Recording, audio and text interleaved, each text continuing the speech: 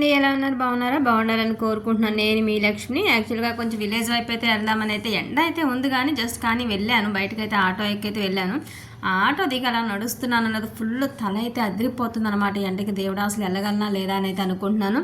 చాలామంది ఈరోజు సండే అవటం వల్ల ఆడవాడలేదు ఈ నవరాత్రుల టైం కదా, అటు ఇటు వెళ్తూ చేస్తూ పూజలు చేసుకుంటూ అలా ఉన్నారు. పిల్లలంతా ఆడుకుంటూ ఉన్నారు.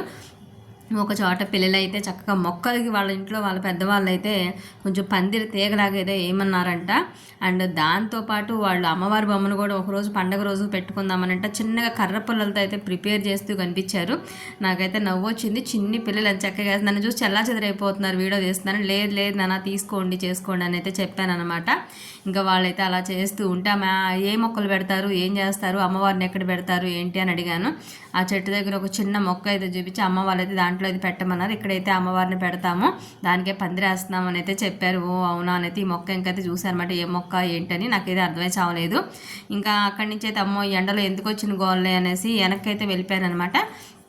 వెళ్ళేసరికి ఒక పాప అయితే ఉందనమాట, మనకు తెలిసిన వాళ్ళ పాప. తనైతే ఆంటీ జడేస్తారని అయితే అడిగింది. మన పెద్ద పర్ఫార్మెన్స్ ఎరగదీసేసినట్టు రామ్మ వేసేద్దాం ఏముందిలే అని చెప్పేసి ఫ్యాన్ కింద కూర్చుని వేయటమే కదా. ఆ పిల్ల జుట్టు మీద అయితే ప్రయోగం చేసా, మీతో అయితే షేర్ చేసుకుంటున్నా. Please watch.